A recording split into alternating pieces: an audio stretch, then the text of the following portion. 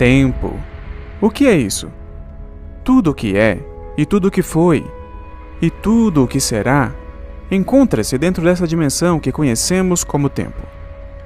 Certamente, o tempo é composto de 3 partes distintas: o passado, o futuro, e então cada um de nós experimenta a vida em uma pequena fatia fina dele, chamada o presente. Um momento que está sempre se movendo aparentemente entre 2 eternidades, dos confins do passado distante ao horizonte de um futuro misterioso e sem fim. Até onde sabemos, a humanidade está limitada a se mover apenas para frente no tempo, nunca para trás. Mas e se fosse possível para uma pessoa escapar dos laços do tempo, parar em suas trilhas e talvez até se mover à vontade dentro dessa dimensão? O que você faria? Aonde você iria? Você viajaria para o passado distante para ver a construção das pirâmides? Talvez testemunhar em primeira mão o nascimento de Jesus?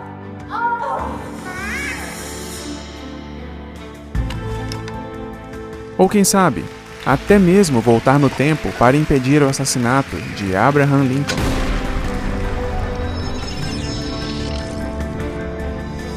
E então, por outro lado, o que você faria se pudesse se transportar para o futuro?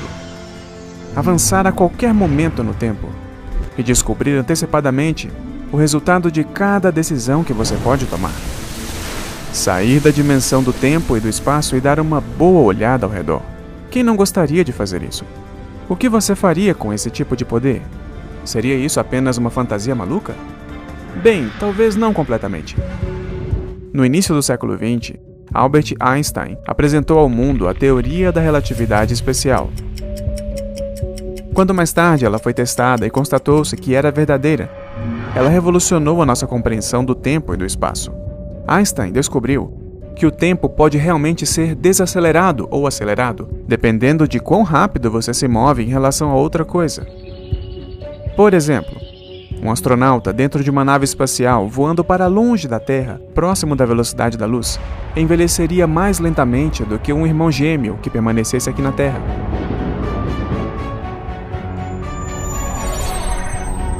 Quando o nosso viajante espacial retornasse, seu irmão gêmeo na Terra teria envelhecido muitos anos em comparação com o tempo que ele próprio envelheceu no espaço. O astronauta que retornasse sentiria como se tivesse viajado para o futuro.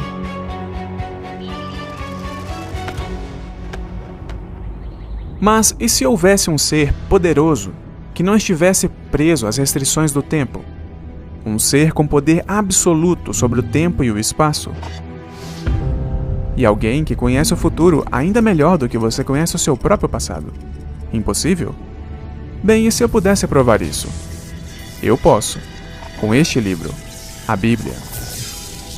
Nestas páginas existem mais de 2.000 previsões distintas e verificáveis. E se eu te dissesse que mais de 1.800 dessas profecias já se cumpriram? Você estaria interessado em saber mais? Agora, quero ser claro sobre uma coisa. A Bíblia não é um almanaque revelando quem vai ganhar a próxima Copa do Mundo, ou uma maneira de encontrar os números da sorte da loteria, mas ela responde às perguntas realmente importantes sobre o nosso futuro, e sobre o seu futuro. E embora você já saiba que a Bíblia é um livro repleto de profecias, você está ciente de quão precisas essas previsões acabaram sendo? Bem, coloque o cinto de segurança, amigo. Você está prestes a descobrir. Ele destitui reis e estabelece reis, pois o seu domínio é um domínio eterno. Reinos no tempo.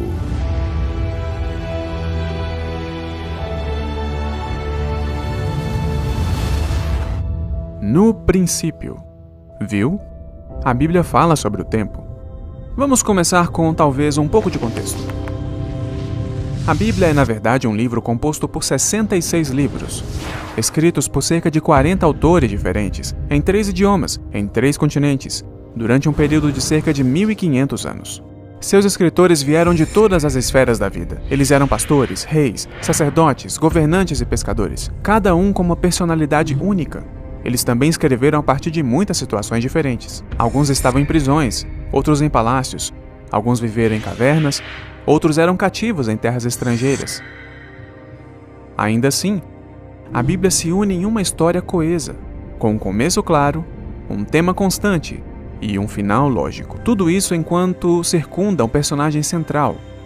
Talvez seja por isso que a Bíblia é o livro mais vendido de todos os tempos, com mais de 5 bilhões de cópias vendidas e distribuídas. Com isso, vamos dar uma olhada em nossa primeira profecia.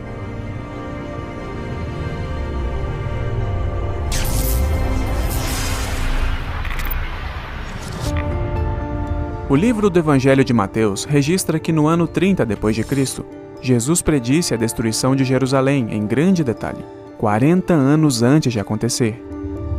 Ele apontou para as imensas pedras e colunas de mármore polido e surpreendeu os discípulos, dizendo: Em verdade vos digo que aqui não ficará pedra sobre pedra que não seja derrubada.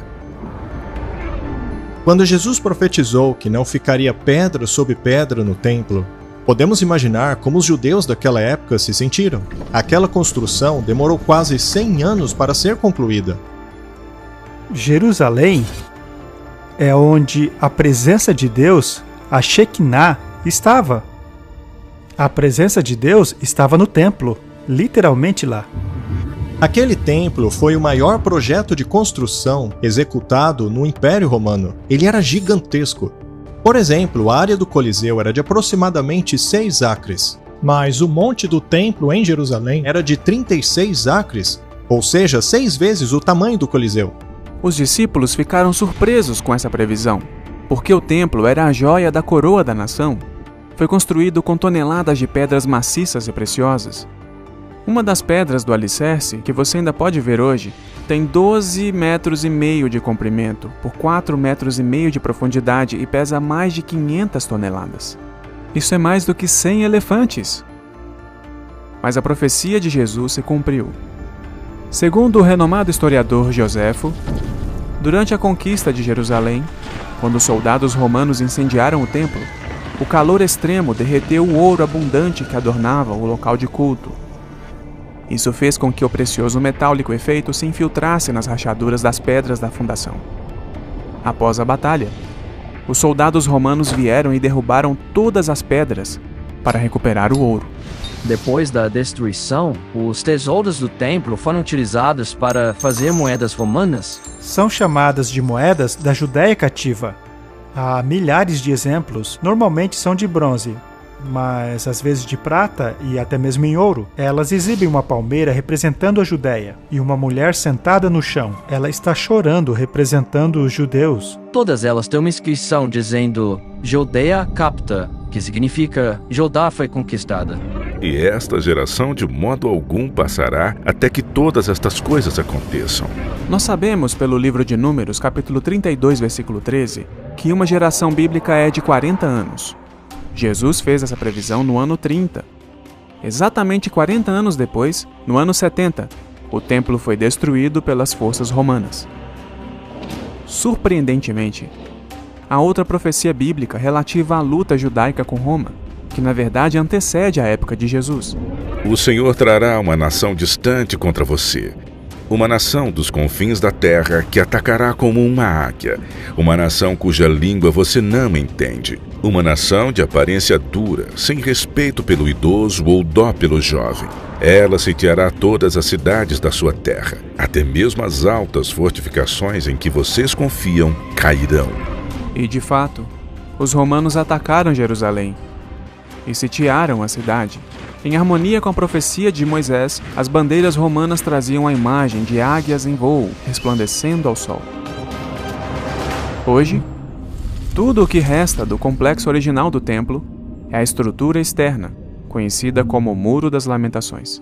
É interessante que se você caminhar hoje em dia pelo Muro das Lamentações, ali no sul, existe uma estrada ali com essas pedras gigantes derrubadas. São enormes camadas de pedra quebrada, uma em cima da outra. Elas foram derrubadas e empilhadas. Hoje já não resta nenhuma dúvida histórica de que Jerusalém foi destruída no ano 70 depois de Cristo. Essa destruição foi o auge daquele século. Foi o fim do Templo de Jerusalém. Isso para mim é evidência da validade de uma profecia feita décadas antes por alguém que sabia que aquilo iria acontecer. Sião será lavrada como um campo, e Jerusalém se tornará em montões de pedras, e o monte dessa casa como altos de um bosque. O povo judeu e a nação de Israel têm uma história surpreendente. Nenhuma outra nação na terra foi tão ampla e frequentemente desterrada, sobrevivendo a múltiplas tentativas de genocídio. Essas pessoas resilientes fizeram um retorno incrível após o outro, seguindo em frente para recuperar sua terra natal e prosperar novamente. É impressionante que eles tenham mantido sua linguagem e identidade únicas, mesmo após quase 2000 anos de escravidão, perseguição e dispersão global. E cairão pela espada e serão levados como prisioneiros para todas as nações. Jerusalém será pisada pelos gentios, até que o tempo deles se cumpra. Algo notável é que depois que os romanos proibiram a presença deles ali, mesmo após os muçulmanos, os judeus sempre voltaram para Jerusalém. E isso muito antes do Estado de Israel, por volta de 1870, provavelmente até 1860 ou 50. Os judeus sempre foram a maioria lá em Jerusalém, até mesmo durante os otomanos, eles sempre voltaram a Jerusalém. Assim diz o soberano Senhor: tirarei os israelitas das nações para onde foram, vou ajuntá-los de todos os lugares ao redor e trazê-los de volta à sua própria terra. Eu os tornarei uma única nação na terra, nos montes de Jerusalém. Em maio de 1948, o Estado judeu foi restabelecido como uma nação independente. E hoje, este país, comparativamente pequeno, tornou-se uma potência nuclear globalmente reconhecida, que lidera o mundo em inovação e em tecnologia. Jeremias 25 contém outra profecia impressionante sobre a destruição de Jerusalém e sua restauração milagrosa. E toda essa terra será uma desolação, um espanto. Essas nações servirão ao rei de Babilônia por 70 anos. 600 anos antes do tempo de Cristo, foi predito que, devido à desobediência da nação, Jerusalém seria conquistada, o templo judaico destruído, e o povo seria levado cativo para a Babilônia por 70 anos. Isso aconteceu em 607 a.C., quando Nabucodonosor, rei da Babilônia, conquistou Jerusalém. O rei de Jerusalém, os nobres, os sacerdotes foram levados de Jerusalém para a Babilônia. Eles levaram consigo os seus livros sagrados, os 5 livros de Moisés e os outros livros também. E é assim que começa o judaísmo moderno. Eles adoravam a Deus na Babilônia, não em Jerusalém. Então eles levaram a adoração a Deus com eles. As crônicas de Babilônia são tabletes, e um deles em especial está lá no Museu Britânico, em Londres. A campanha militar de número 597 é mencionada nele. A conquista de Jerusalém e da Judéia também estão relatadas nessa crônica. A profecia continua dizendo que eles retornariam e reconstruiriam a cidade e o templo. Bem no tempo certo, após 70 anos de cativeiro, em 537 a.C., o rei persa Ciro conquistou a Babilônia e no primeiro ano de seu reinado, ele emitiu um decreto permitindo que o povo judeu retornasse a Jerusalém e reconstruísse a cidade. Quando o rei Ciro da Pérsia se tornou um rei, ele emitiu um decreto permitindo os nobres e os judeus que estavam na Babilônia para retornar e reconstruir o templo. O Senhor do céu me deu todos os reinos da terra, e ele me ordenou a construir a ele uma casa em Jerusalém, que fica em Judá. Qualquer do seu povo que esteja entre vocês, que o seu Deus esteja com ele, e que vá a Jerusalém de Judá reconstruir o templo do Senhor, o Deus de Israel, o Deus que em Jerusalém tem a sua morada. Inclusive, veja só, em 1879, arqueólogos descobriram o cilindro de Ciro, que contém a política do rei persa de repatriar os povos conquistados, como os judeus. O cilindro de Ciro é uma das descobertas mais fantásticas feitas em Babilônia. Ela relata a entrada de Ciro na cidade, que foi ovacionado pelas pessoas como um tipo de salvador, o que é irônico, uma vez que ele conquistou Babilônia. Esdras deixa uma citação muito clara na Bíblia, dizendo que este foi o período em que o povo foi autorizado a retornar a Jerusalém, reconstruí-la e se estabelecerem lá, exatamente como havia dito o profeta Jeremias. Amigos, estamos prestes a mergulhar na mais magnífica e inquestionável profecia bíblica, que prova a validade da inspiração da Bíblia. Em 10 versículos surpreendentes, contendo apenas 321 palavras, essa profecia descreve a ascensão e queda de impérios, desde o tempo da antiga Babilônia até a segunda vinda de Cristo. Certa noite, cerca de 2.500 anos atrás, o poderoso rei babilônico Nabucodonosor adormeceu enquanto contemplava a vasta glória de seu reino. À medida que este grande arquiteto de um dos impérios mais poderosos do mundo caía em um sono inquieto, ele se perguntava o que o futuro reservava para o seu reino. Deus aproveitou esta oportunidade para revelar a ele, através de um sonho vívido, não apenas o destino final da sua nação, mas também a ascensão e a queda de impérios mundiais, desde os seus dias até o fim da história da Terra. Neste incrível sonho profético, encontrado em Daniel capítulo 2, Deus mostrou a Nabucodonosor uma estátua colossal, com cabeça de ouro, peito de prata, coxas e barriga de bronze, pernas de ferro e pés que eram uma mistura de barro e ferro.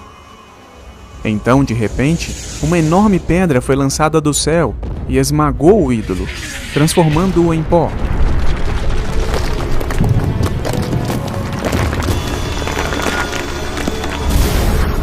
E a pedra? Ela cresce até se tornar uma montanha gigantesca que enche a terra. Nabucodonosor sabia que este não era um sonho comum.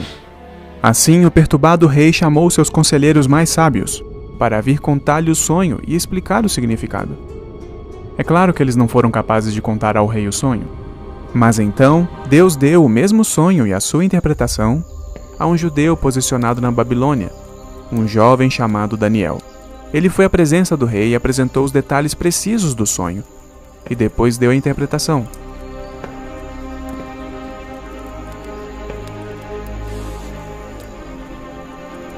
Ao fazer isso, o profeta bíblico divulgou os próximos 2 milênios de impérios mundiais que impactariam o povo de Deus. E até agora, tudo isso aconteceu exatamente como predito. Daniel disse ao rei que a cabeça de ouro representava o reino de Nabucodonosor, que governou o mundo de 612 a 539 a.C. Era um dos impérios mais ricos e poderosos da antiguidade.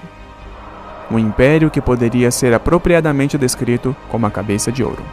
Babilônia era provavelmente uma das cidades mais opulentas e sofisticadas até aquele ponto da história. Nabucodonosor foi o rei de reinado mais longo na história da Babilônia, e ele realmente construiu aquela cidade pensando em exibi-la para o mundo. A maior parte das cidades do mundo antigo eram, na verdade, vilas muradas. Até mesmo Jerusalém, na época do rei Davi, era muito pequena. Mas Babilônia era uma cidade até mesmo para os padrões modernos. A cidade de Nínive, capital dos assírios, era uma cidade de 7,5 km². Roma tinha 2,5 km², enquanto Atenas, que é a capital da filosofia, tinha 2 km². Mas a cidade de Babilônia tinha 10 km², o que é 4 vezes o tamanho de Roma. E naquela cidade havia uma arquitetura simplesmente fantástica. A cidade era circundada por 8 portões. Cada uma levava o nome de uma famosa divindade, como por exemplo Ishtar, que hoje está no Museu da Cidade de Berlim. O rio Eufrates passava em meio à cidade. Os muros que circundavam Babilônia eram muros duplos. O muro de fora tinha 6 metros de largura. O interior tinha 3,5 metros. A sociedade babilônica era politeísta e foi uma civilização com a inclinação de conquistar o mundo. Nabucodonosor era a força por trás desta ambição. Daniel explica ao rei que a Babilônia acabaria caindo como potência mundial e seria substituída por outro reino, representado pelo peito e pelos braços de prata. Liderado pelo rei Ciro em 539 a.C., o Império Medo-Persa conquistou a Babilônia em uma brilhante manobra militar. Em uma noite, a imensa cidade foi conquistada com seus muros e portões ainda intactos. Ainda mais incrível é o fato de todos os pormenores dessa vitória terem sido preditos em profecia mais de 150 anos antes. Heródoto nos conta como aconteceu. Ele diz que após o cavalo de Ciro morrer afogado, ele ficou furioso com o rio e decidiu tirá-lo do lugar. Ele então ordenou aos seus soldados cavarem 540 canais para desviar o rio de seu curso natural. E ao realizar isso, ele, na verdade, fez algo que o ajudaria a conquistar a cidade de Babilônia. Ao desviarem o curso do rio, eles conseguiram marchar por baixo dos muros da cidade, já que os portões do rio haviam sido deixados abertos. Eles entraram na cidade derrubando a nação mais poderosa do mundo. E eles conseguiram. O exército marchou para dentro da cidade, abrir os portões superiores e conquistar Babilônia. Isso era impensável naquela época, mas foi isso que a profecia disse que aconteceria, e foi o que aconteceu. Assim diz o Senhor ao seu ungido, a Ciro, a quem tomo pela mão direita para abater as nações diante de sua face e descingir os lombos dos reis, para abrir diante dele as portas, e as portas não se fecharão, para que saibas que eu sou o Senhor, o Deus de Israel, que te chama pelo teu nome.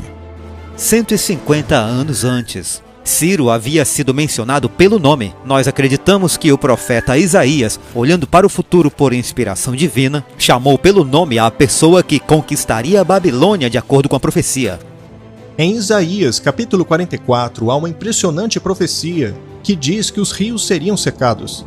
Eu secarei os seus rios, diz o Senhor, e o ungido do Senhor, Ciro, o seu pastor, seria aquele que faria isso. Portanto, esse texto datado 150 anos antes do ocorrido mostra que Isaías preveu a maneira pela qual Ciro viria a conquistar Babilônia. Isso é realmente algo fantástico na Bíblia.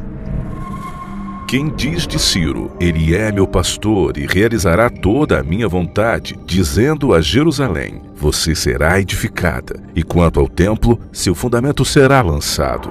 Os persas adoram um Deus. Eles são monoteístas. Eles têm isso em comum com os judeus e pode muito bem haver uma centelha de simpatia ali. A conquista da Babilônia por parte de Ciro deu início ao Império Medo-Persa, que durou de 539 a.C. até 331 a.C. Com a chegada da Medo-Pérsia, houve uma grande mudança. Eles migraram do ouro para a prata, que acabou tornando-se o metal da moeda corrente. A Babilônia não precisava utilizar a prata porque eles tinham muito ouro. Mas a prata tornou-se a moeda corrente no Império Medo-Persa para fazer comércio com as outras nações. Ela acabou sendo quase que conhecida como o Império de Prata. Após este surgirá um terceiro reino de bronze e dominará sobre toda a terra. Todos os estudiosos da Bíblia concordam que o reino de bronze na imagem simboliza a Grécia. Os gregos chegaram ao poder quando Alexandre o Grande conquistou os persas na Batalha de Arbela, em 331 a.C. Alexandre o Grande normalmente é descrito como grego, o que no fundo é verdade. Ele foi educado por Aristóteles. Era um jovem governante muito carismático. O seu pai, Filipe II da Macedônia, havia sido morto. Quando Alexandre o Grande assumiu o poder, ele começou imediatamente a querer realizar o sonho de seu pai, que era conquistar o Império Persa. Alexandre o Grande tornou-se rei quando tinha apenas 18 anos, mas ele era um prodígio militar, até mesmo para os padrões de hoje. Ele era um gênio militar com relação a conquistas. Quando eles chegavam a uma cidade, esta lhe perguntava por que nos deveríamos render a você. E diz uma história que uma dessas cidades ficava à beira de um precipício, e Alexandre o Grande ordenou aos seus soldados que começassem a marchar precipício abaixo. E, surpreendentemente, os soldados obedeceram àquela ordem. Alexandre então disse, se os meus homens me obedecem com essa ordem, é impossível eu não conquistar a sua cidade. E diz a história que aquela cidade se rendeu a Alexandre. Ele conseguiu, em um curto período de tempo, aquilo que muitas pessoas demoraram a vida inteira para conseguir. Em uma série de campanhas, após ser coroado o rei do Egito, ele prosseguiu marchando para o Oriente e começou a fazer frente ao rei persa Dario III. Alexandre não perseguiu Dario, que acabou fugindo para o leste. Ao invés disso, Alexandre acabou rumando para o sul, porque ele queria ocupar as terras costeiras primeiro. Ele queria conquistar a Palestina. E foi aí que ele chegou a Tiro. Eles destruirão os muros de Tiro e derrubarão as suas torres. Eu também rasparei o pó dela e a tornarei como o topo de uma rocha. Se tornará o lugar de espalhar as redes no meio do mar, pois assim eu falei, diz o Senhor Deus. Por mais de um milênio, a partir de 1500 a.C., os fenícios foram a maior potência naval do mundo antigo. Eles criaram e controlaram um vasto conjunto de portos comerciais em todo o mar Mediterrâneo. E de fato os fenícios são tão conhecidos como especialistas que são trazidos para os portos do Mar Vermelho. A Bíblia descreve como Salomão conseguiu que marinheiros do rei de Tiro conduzissem suas frotas pelo Mar Vermelho. Em 597 a.C., o profeta Ezequiel predisse que todas as construções da cidade de Tiro seriam derrubadas por um exército invasor. Na verdade, todas as pedras seriam lançadas ao mar. Tiro era uma impressionante cidade da época.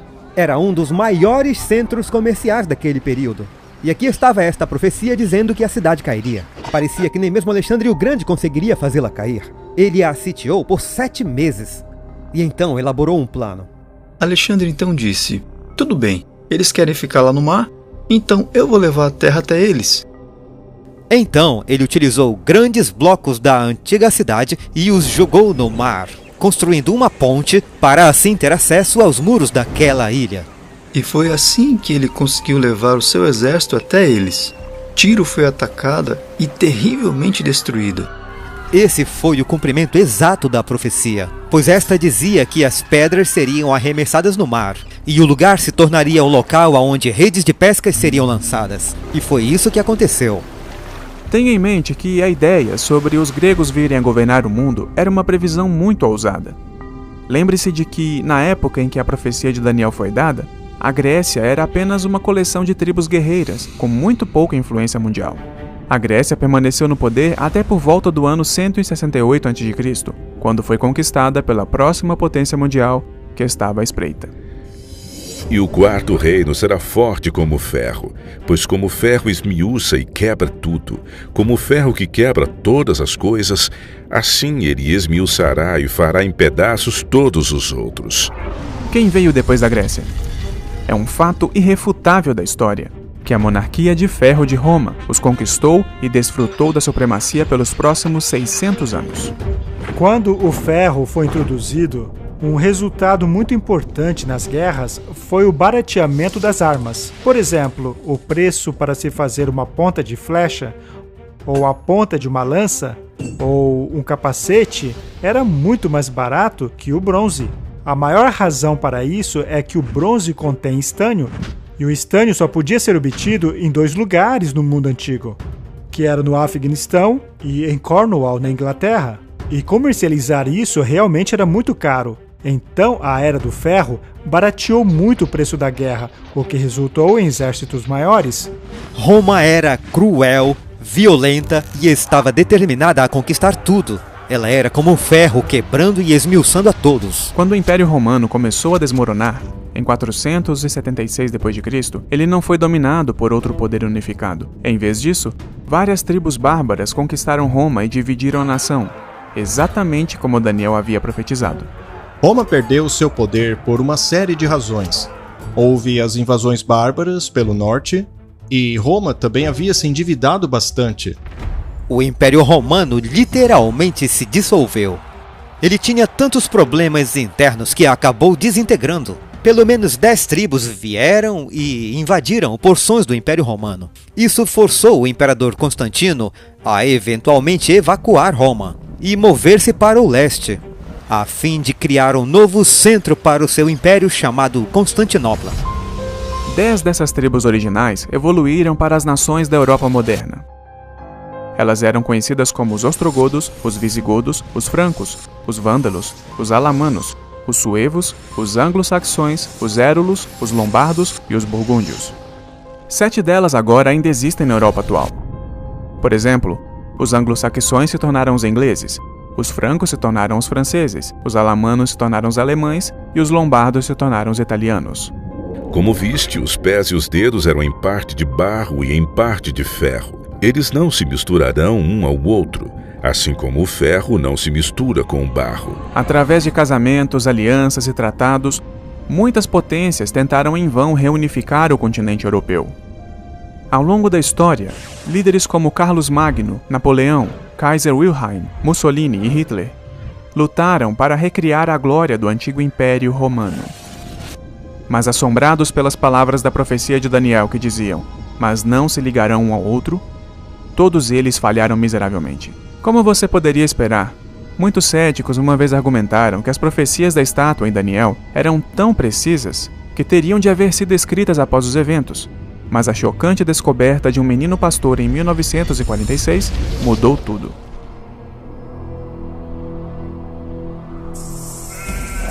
O menino beduíno estava pastoreando suas ovelhas. Ele e seus amigos estavam arremessando algumas pedras como fazem os garotos. Ele viu uma abertura na rocha. Ele então pegou uma pedra e arremessou dentro daquele buraco. Quando ela entrou lá dentro, ele ouviu um barulho de cerâmica quebrando. Um barulho bastante peculiar.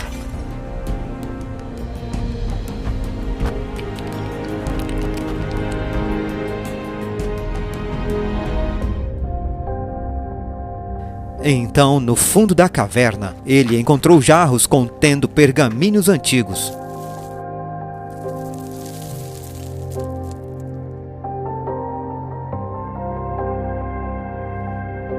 Ele então levou alguns pergaminhos para mostrá-los à sua família. Ela, por sua vez, levou até um antiquário em Belém.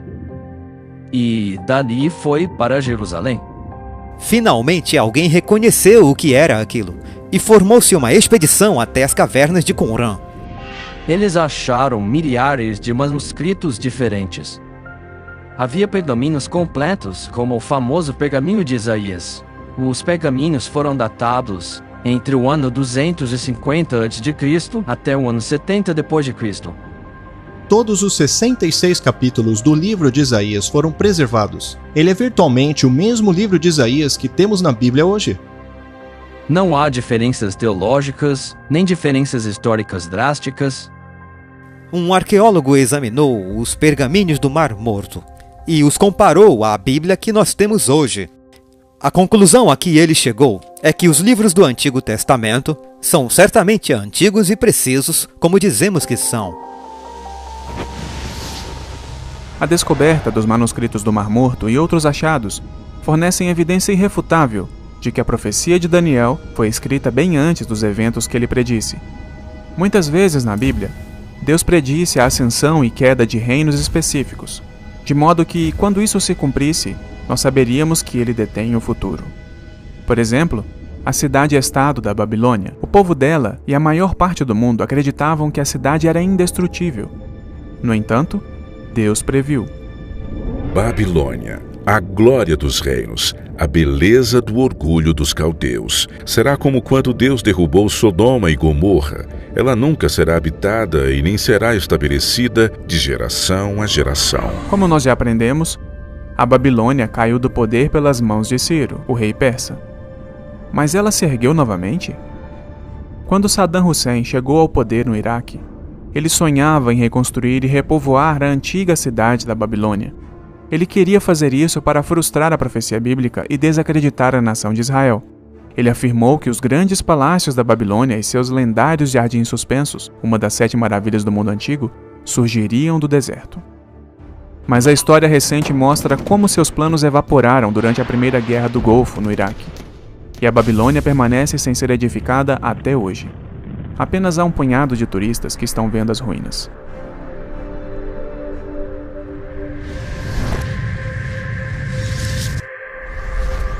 Localizado a sudoeste de Israel, às margens do rio mais longo do mundo, ficava o Reino do Egito.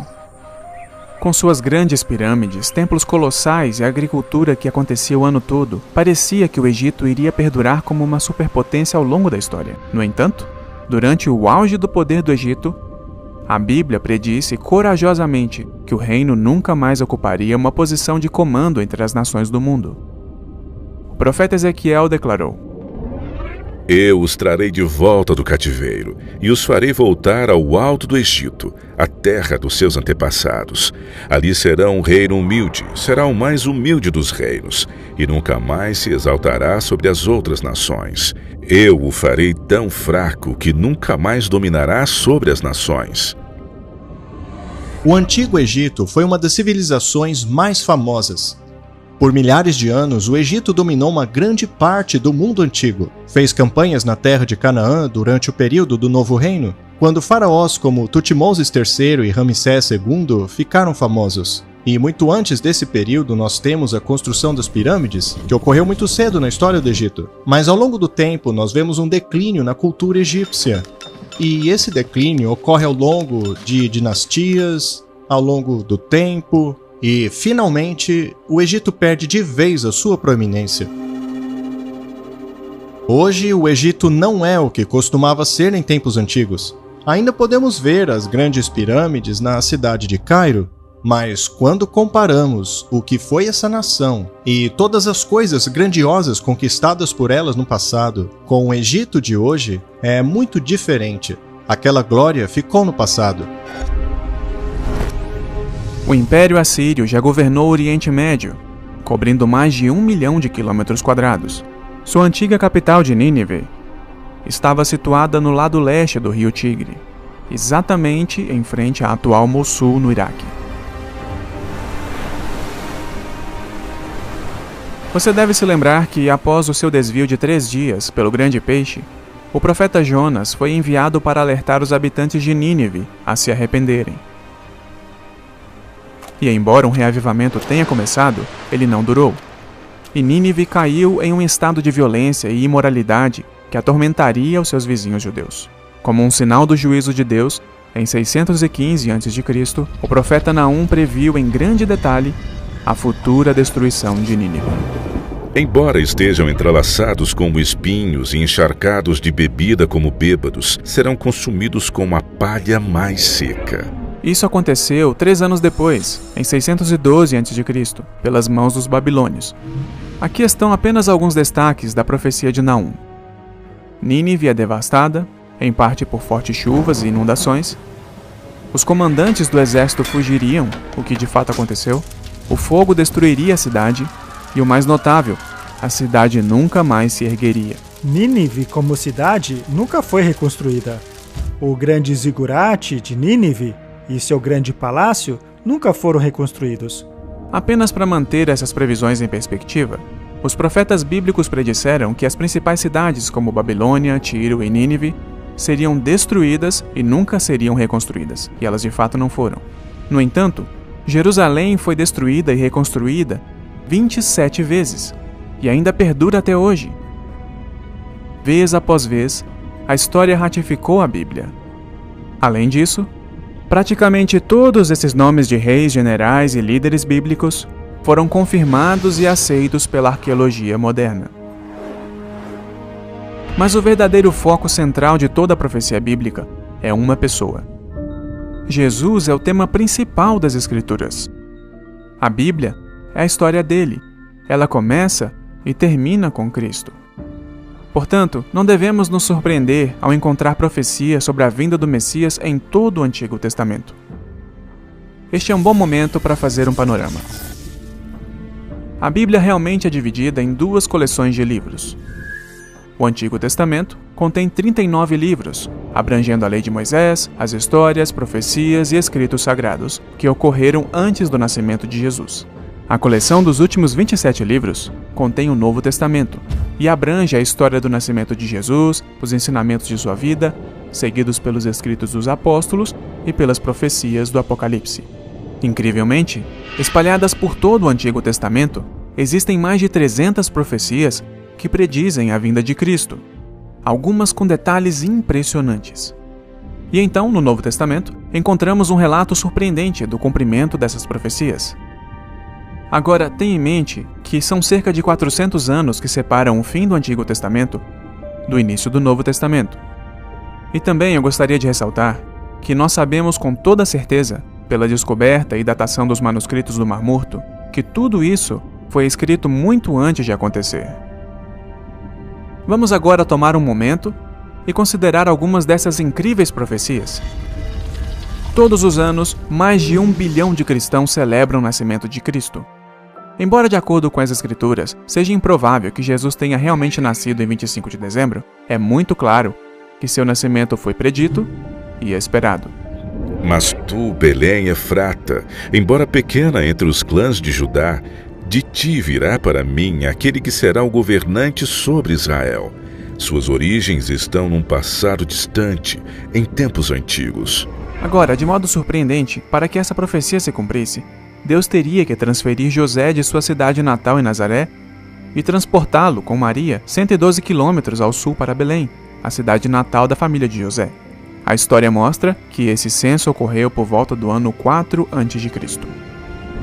Depois de Jesus ter nascido em Belém da Judéia, nos dias do rei Herodes, eis que homens sábios vieram do Oriente a caminho de Jerusalém, dizendo: Onde está aquele que é nascido rei dos judeus? Pois nós vimos a sua estrela no Oriente e viemos para adorá-lo.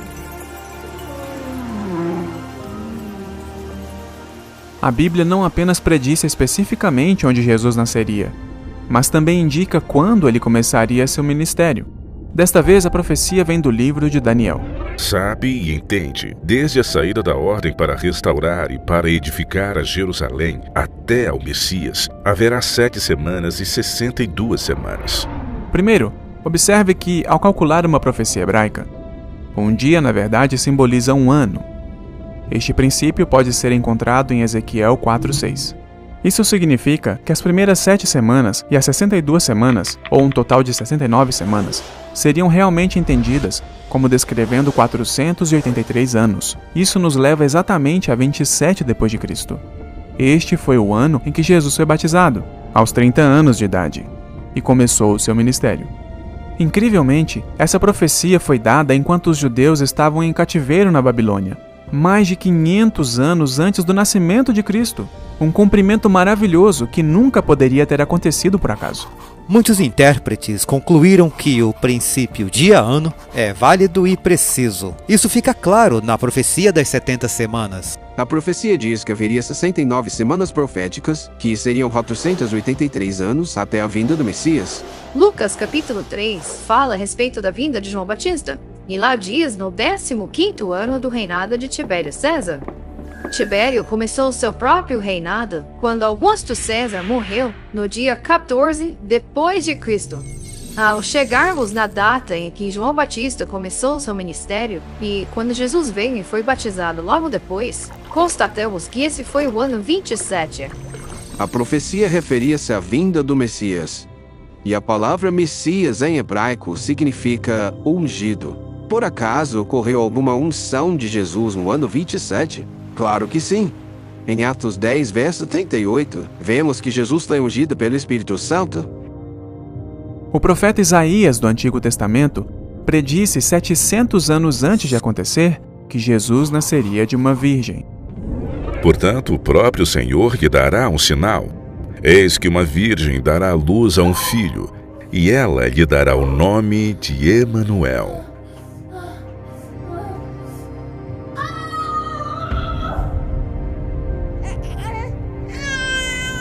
Há duas coisas notáveis aqui.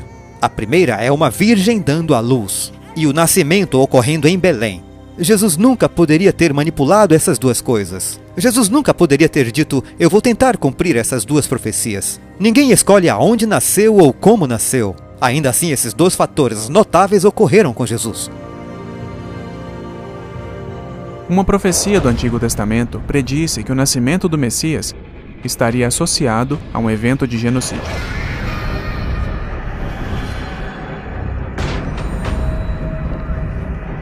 Uma voz se ouviu em Ramá, lamentação, choro amargo. Raquel chora seus filhos. Não quer ser consolada quanto a seus filhos, porque já não existem. Por causa dessa tentativa violenta de tirar a vida do menino Jesus, seus pais foram forçados a fugir para o Egito por segurança. Ao se levantar à noite, ele tomou seu pequeno filho e a sua mãe e partiu para o Egito, e permaneceu lá até a morte de Herodes, para que assim fosse cumprido aquilo que foi dito pelo Senhor através do profeta, dizendo: para fora do Egito eu chamei o meu filho. E foi assim com a nação judaica. Eles haviam ido para o Egito e depois foram chamados para fora dele. E Jesus também foi para o exílio no Egito e depois chamado para fora desse exílio. Sem dúvida, algumas das profecias mais surpreendentes a respeito de Cristo são as encontradas no livro de Isaías, que destacam precisamente os detalhes de seu ministério. Essas profecias apontam para o que Jesus realizou. Ele trouxe esperança, ele trouxe cura, luz para os gentios. Ele foi alguém capaz de restaurar a vista ao cego. Ele era capaz de dar liberdade ao cativo. Ele menciona uma passagem de Isaías 35 a respeito da cura do cego e do aleijado. Ele diz: observe. Ele então prossegue e continua o que estava fazendo, ou seja, curando o cego e o aleijado. Ele estava desfazendo as maldições resultantes da quebra da aliança. Ele estava trazendo restauração para que pudessem experimentar a graça de Deus mais uma vez.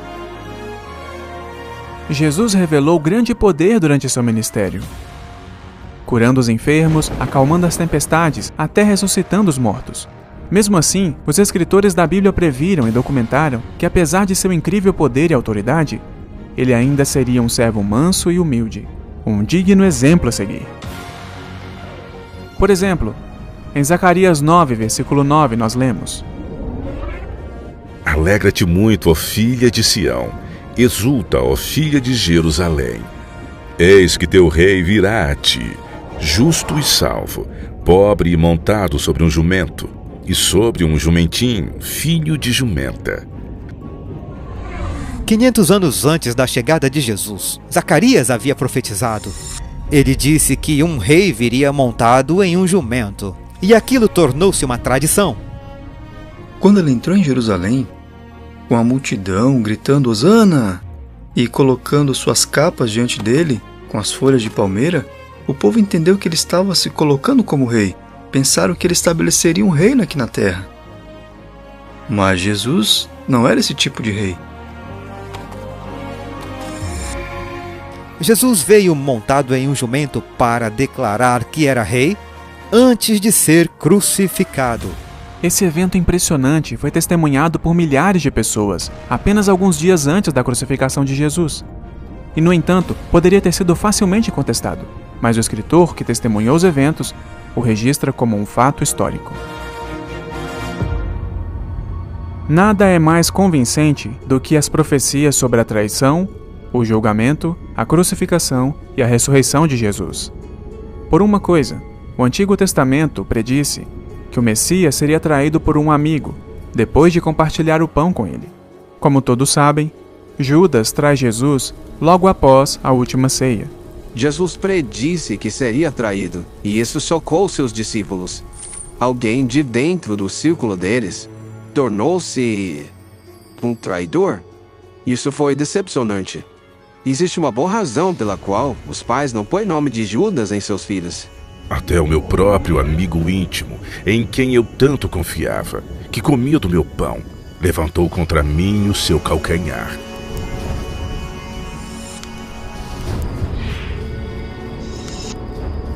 De fato, o Antigo Testamento realmente prediz o preço exato que seria pago para trair o Messias. Se parece bem aos vossos olhos, dai-me o meu salário. Então pesaram o meu salário 30 moedas de prata. Essa previsão incrivelmente precisa vai ainda mais longe. O profeta Zacarias predisse como o dinheiro de sangue dado para trair Jesus seria usado. Então o Senhor me disse: lance isso ao oleiro, o ótimo preço pelo qual me avaliaram. Por isso tomei as 30 moedas de prata e as atirei no templo do Senhor para o oleiro. Quando Judas percebe que Jesus não tentaria se libertar, o remorso tomou conta dele. Ele ficou chocado com o que havia feito. Ele percebeu que havia traído o seu mestre. Então ele volta aos sacerdotes com o dinheiro e diz: eu traí sangue inocente. E eles responderam: e o que nós temos com isso? Então ele arremessou as peças de prata no templo e partiu para enforcar-se. Mas o chefe dos sacerdotes tomou as peças de prata e disse que não era de acordo com a lei colocar aquelas peças no tesouro, pois tinha o preço de sangue. Após se consultarem, eles compraram o campo do oleiro, a fim de enterrar estrangeiros nele. Ali está Jesus, diante de Pilatos. Ele se recusa a se defender. Ele foi oprimido e afligido, mas não abriu a sua boca. Como um cordeiro foi levado ao matadouro. O autor do universo foi injustiçado, atormentado e ainda assim guardou silêncio. E este comportamento chocou Pilatos. Ele nunca havia visto algo assim em sua vida. Fica muito claro que Jesus aceitou a cruz voluntariamente. Jesus viu a sua morte, e os escritores do Evangelho viram a morte dele como cumprimento da salvação. 1000 anos antes da crucificação ser praticada, o rei Davi predisse como o Messias seria executado. Pois cães me cercaram, a congregação dos perversos me rodeia. Eles perfuraram as minhas mãos e os meus pés, dividiram as minhas roupas entre eles e jogam sortes com as minhas vestes. Jesus estava ali na cruz, com um grupo em volta dele que o insultava, com as mesmas palavras encontradas lá em Salmo 22. As roupas dele foram divididas. A intensidade da dor é inimaginável. A cruz foi projetada para causar sofrimento. Aquilo era tortura até a morte. Era a maneira mais eficiente de acabar com o movimento. Portanto, é notável que aquele não foi o fim do movimento iniciado por Jesus, mas foi o começo. A boa notícia sobre Jesus, certamente, é que a sepultura não pôde segurá-lo. Conforme registrado em todos os 4 evangelhos, por um período de 40 dias após sua morte, centenas de testemunhas são documentadas como tendo visto, tocado e ouvido o homem que havia sido crucificado e sepultado. Quando as mulheres voltaram dizendo que haviam visto Jesus, eles não acreditaram. As mulheres insistiram com eles, mas eles não acreditaram. Até que Jesus aparece e diz: veja, toque nas feridas da minha mão. Ninguém na história alega ter ressuscitado dos mortos. Nós sabemos o quão extraordinário isso é, pois quando os primeiros cristãos começaram a divulgar essa ideia, todos acharam absurdo. Por que então iriam os discípulos adotar uma ideia tão absurda dessas? Uma ideia tão impopular, se não fosse verdadeira? Tu não abandonarás a minha alma no Sheol, nem permitirás que o teu santo sofra decomposição.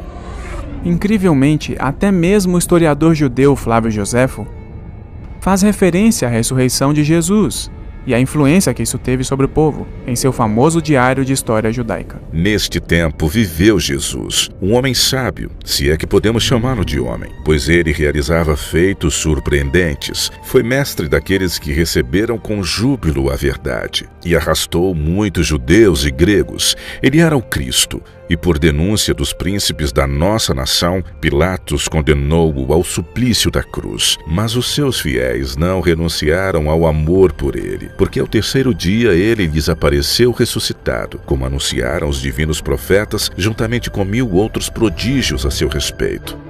Tem sido uma jornada extraordinária ver como tantas das previsões da Bíblia se materializaram perfeitamente. Desde a ascensão e queda das nações até o ministério do Messias, descobrimos evidências incontestáveis de que a Bíblia vem das mãos de alguém que não está limitado pelo tempo ou espaço. Que a Bíblia é uma comunicação sobrenatural de Deus para o homem. Mas por que isso é tão importante? Como isso se aplica a nós hoje? A Bíblia tem algo a dizer sobre a era caótica em que vivemos hoje? O livro de Daniel faz uma previsão profundamente significativa para o povo de nosso tempo, disse o profeta a respeito dos últimos dias. Daniel encerre as palavras e cele o livro até o tempo do fim. Muitos correrão para lá e para cá, e o conhecimento aumentará. Não é preciso ser um intelectual para ver que isso se tornou realidade de maneiras que nem mesmo Daniel poderia ter imaginado. Apenas em algumas décadas, o conhecimento explodiu exponencialmente, além de nossa compreensão. na medicina, agricultura, transporte, eletrônica digital. Basta imaginar como seria explicar ao profeta Daniel o que significa fazer uma busca no Google. E sobre correr de uma parte para outra? Depois de mais de 6.000 anos de viagens a cavalo, as pessoas agora podem voar ao redor do globo em velocidades supersônicas. Nossa profecia final considerará uma previsão feita pelo próprio Jesus. Cerca de uma semana antes da sua crucificação, Jesus predisse: E este evangelho do reino será pregado a todo o mundo, como testemunho a todas as nações, e então virá o fim. Você consegue imaginar o sorriso cínico das pessoas dos dias de Jesus após ouvirem essa audaciosa profecia? Quem Jesus pensava que era? Aqui estava este pobre carpinteiro, sem instrução formal, nascido em um estábulo, nunca nem escreveu um livro, sem conexões políticas, prevendo que seus ensinamentos iriam dar a volta ao mundo. Mas o que é ainda mais extraordinário é a segunda metade dessa profecia. Jesus nos diz aqui, sem equívocos, que depois que a mensagem for dada ao mundo, então virá o fim. Hoje, centenas de satélites circulando o planeta fornecem comunicação global quase instantânea, através do rádio, da televisão e da internet. O Evangelho está sendo transmitido em todo o mundo. Anteriormente, neste programa, discutimos o sonho de Nabucodonosor, de Daniel capítulo 2. Desta grande imagem que representava as várias potências mundiais até o nosso tempo. E você se lembra, no final do sonho, há uma grande pedra que voa dos céus e esmaga a imagem em seus pés e depois a tritura até o pó. A quem essa pedra representa? E que grande poder é esse que derruba a imagem? É Jesus Cristo, a rocha eterna. Toda a história está agora se movendo para o dramático desfecho, quando o Filho de Deus retornará com poder e glória. O cumprimento da profecia revela que quase chegamos ao fim do tempo. Há apenas uma pergunta muito importante a ser respondida. Você está preparado para o maior evento da história do planeta? Você está pronto para a vinda de Jesus? Bem, amigo, você pode estar pronto. Pois Deus tanto amou o mundo que deu seu Filho unigênito, para que todo aquele que nele crê não pereça, mas tenha a vida eterna. Vá a Ele em oração e peça-lhe que perdoe seus pecados e o salve. Ele promete que Ele o fará. Então, em vez de ter um fim sem esperança, você pode ter uma esperança sem fim. Mas agora é a hora. Hoje é o dia. Por que você não pede a Ele agora mesmo?